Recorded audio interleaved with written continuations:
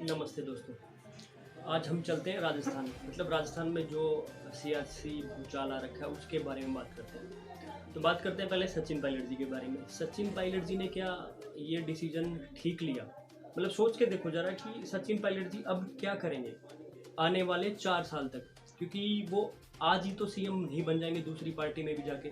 Suppose that अगर वो BJP में जाते हैं तो बीजेपी भी उनको रिसेंटली अभी की अभी तो राइट नाउ तो मतलब ये नहीं है कि चलो आओ जी मुख्यमंत्री का पद खा लिया आप मुख्यमंत्री बन जाओ। नहीं, ऐसा तो हो नहीं सकता, क्योंकि बीजेपी में भी अपने अपने नेता हैं, जैसे कि राज्यवर्धन सिंह राठौड़ हो गए, गजेंद्र सिंह शेखावत हो गए और ढेर सारे नेता हैं जो मतलब सीएम पद के उम्मीदवार हैं अभी फिलहाल। तो ऐसा तो है नहीं। हाँ, भले ही ये हो सकता है वो डिप्टी सीएम बन सकते हैं, अगर वो, ये मैं बता रहा हूँ तब जब वो बीजेपी में जाते हैं तो। अगर बीजेपी में नहीं जाते तो वो अलग से पार्टी बनाएंगे, तो अलग से पार्टी अभी बनाने में लगभग अभी 4 साल बाकी इलेक्शनों में, लगभग पक्का नहीं है, लगभग 4 साल बाकी है। तो 4 साल तक अब क्या वो विधायक बन के ही रहेंगे? तो इस फैसले में मुझे सचिन पायलट जी का थोड़ा बहुत कहीं ना कहीं जल्दीपना, मतलब ये जल्दबाजी में लिया हुआ डिसीजन नजर आया मेरे को।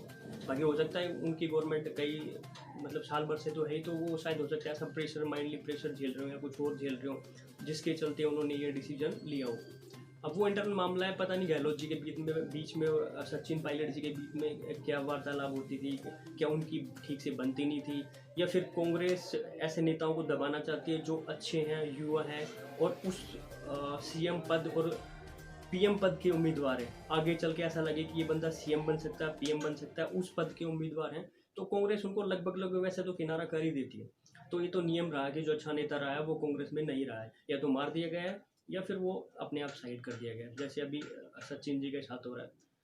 अब बात करते हैं तो गहलोत जी की। गहलोत जी भी नो डाउट बढ़िया नेता है, अच्छे नेता है। राजस्थान को उनके एक्सपीरियंस का अभी मतलब पूरा बेनिफिट मिला है। ये कोरोना कोविड के टाइम पे उन्होंने ठीक ठाक तरीके से देखभाल करी है, अच्छे से संभाला है। मतलब राजस्थान की कंडीशन ठीक है बाकी राज्यों से, मतलब बेहतर राज्य है में से एक है राजस्थान।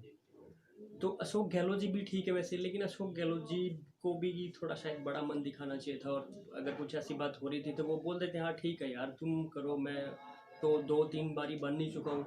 पर उन्होंने ऐसा बड़कपन राजनीति में, सत्ता कौन छोड़ता है ऐसे, आपको भी बताया राजनीति में इतनी जल्दी को सत्ता छोड़ता नहीं है, अपने हाथ से जाने नहीं देता है, तो वो अलग मैटर है। लेकिन सचिन पायलट जी का मुझे कहीं ना कहीं ये लगता है कि ये थोड़ा जल्दबाजी में डिसीजन ले लिया उन्होंने। मतलब रिसेंट तो वो मुख्यमंत्री बन ही नहीं सकते ना, कैसे बनेंगे? ये हो सकता है आगे आने वाले भविष्य में भी ना बने, अगर वो बीजेपी या कांग्रेस ज्वाइन नहीं करते थे। मुझे नहीं लगता, बाकी अभी आने वाले टाइम में वो कभी सीएम बन सकते हैं। आने वाले 10 साल में तो मेरे को नहीं दिख रहे। 10 साल में तो वैसे टेक्निकली वो दिख रहे थे, क्योंकि कांग्रेस गवर्नमेंट आने वाले टाइम में इस साल आती बीजेपी, इस जो 5 वर्ष बाद, 4 वर्ष बाद आती बीजेपी। वो राजस्थान का नियम है कि 4-5 साल बीजेपी, 5 साल कांग्रेस। तो अब इस 5 साल आती बीजेपी, वो तय था, वो बीजेपी आएगी। तो बीजेपी आएगी तो उसमें तो वो सीएम बन नहीं सकते अगर वो बीजेपी में भी चले जाते हैं तो। और अगर वो अलग से पार्टी बनाते हैं तो 30-35 विधायक रहेंगे उनके, 40 रहेंगे, 50 हो जाएंगे। मतलब 40-50 न्यू पार्टी के लिए इतने जाना बहुत मुश्किल मामूली बात हो जाती है, मतलब मुश्किल वाली बात हो जाती है, क्योंकि राजस्थान में बीजेपी और कांग्रेस दोनों ही अच्छी मतलब रखती हैं ताकत, दोनों अच्छी पार्टियां, दोनों दोनों की अच्छी पकड़ है ज़मीन पर। तो ये नहीं है कि कांग्रेस हार जाएगी, बीजेपी हार जाएगी, मतलब वो तीसरी पार्टी आके वहाँ गवर्नमेंट नहीं बना सकती, ये तय रहा वहाँ पे। अब कुछ लोग बोल रहे हैं कि अशोक गहलोत, वो सचिन पायलट जी और बेनीवाल जी दोनों मिलके एक साथ आके और एक पार्टी बनाएंगे। मुझे ऐसा नहीं लगता कि बेनीवाल जी शायद ऐसा वो अलग से पार्टी में उनके साथ इंक्लूड होंगे, शायद, मुझे ऐसा नहीं लगता। और बाकी राजनीति में ना कोई परमानेंट दुश्मन नहीं है, परमानेंट दोस्त नहीं है, हो सकता है वो आ भी जाए साथ में, लेकिन फिर भी अदर्स के लिए मुश्किल है, बहुत मुश्किल है राजस्थान में गवर्नमेंट बनाना।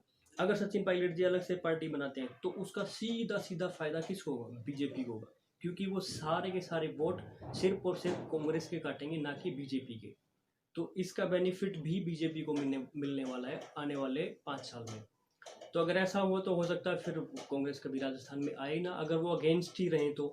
अगर वो बीजेपी में आए तो अलग बात है। अगर सचिन पायलट जी बीजेपी में आ जाए तो ये भी तय है, हो सकता है कि वो आने वाले 10 साल है, 10 साल बाद वो मुख्यमंत्री के दावेदार हो सकते हैं, ये 5 साल नहीं। ये 5 साल वो मुख्यमंत्री के दावेदार नहीं हो सकते, क्योंकि वो नई पार्टी से एक पैराशूट लैंडिंग उनको कैसे बना सकते हैं, क्योंकि धुरंधर नेता ऑलरेडी बीजेपी में बैठे हुए हैं। तो मेरे को कहीं ना कहीं ये लगता है कि ये उनका थोड़ा सा जल्दबाजी में लिया हुआ फैसला था। बाकी सबकी अपनी अपनी पर्सनल राय होती है, आपकी पर्सनल राय होती है। दोनों नेता अच्छे हैं, सचिन पायलट जी भी अच्छे हैं, गहलोत जी भी अच्छे हैं। रही बात अगर ये उठापटक के बाद सत्ता में बीजेपी आती है, जैसे भी तैसे जोड़ तोड़ जैसे भी आती है, तो सीएम पद का दावेदार कौन होगा, ये सोचने वाली बात है। अगर सीएम दोबारा से राजस्थान में वसुंधरा राजे सिंधिया को बनाया गया, तो फिर समझ लो कि बीजेपी अगले जो इलेक्शन आ रहे हैं उसमें फिर से आ रहेगी, ये लिख लो। क्योंकि ये जबरदस्ती की बनाई हुई सीएम होगी, क्योंकि राजस्थान में कोई भी नहीं चाहता। मैंने तो पहले बताया था 2000 कुछ में 17-17 के आसपास जब आनंद पाल जी का इनकाउंटर हुआ था, तब मैंने एक वीडियो बनाया था लगभग इलेक्शन से 6 महीने पहले, और मैंने क्लियर कर दिया था कि राजस्थान में बीजेपी नहीं आएगी तो नहीं आई।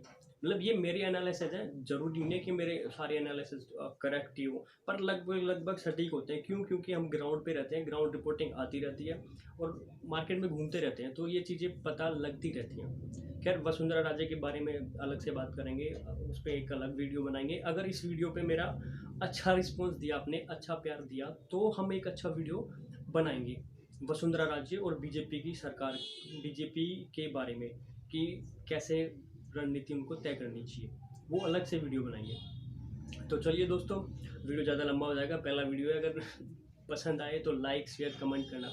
अगर आप इसको फेसबुक पेज पे देख रहे हो मेरे पे, तो पेज को लाइक कीजिए। अगर आप मेरे यूट्यूब चैनल पे देख रहे हैं तो प्लीज़ चैनल को सब्सक्राइब कर दो, मतलब आप लोगों का ही सपोर्ट रहेगा। देखते हैं भाई लोगों का। तो चलो ठीक है दोस्तों, नमस्कार, जय हिंद, जय भारत, जय भवानी, जय राजपूताना।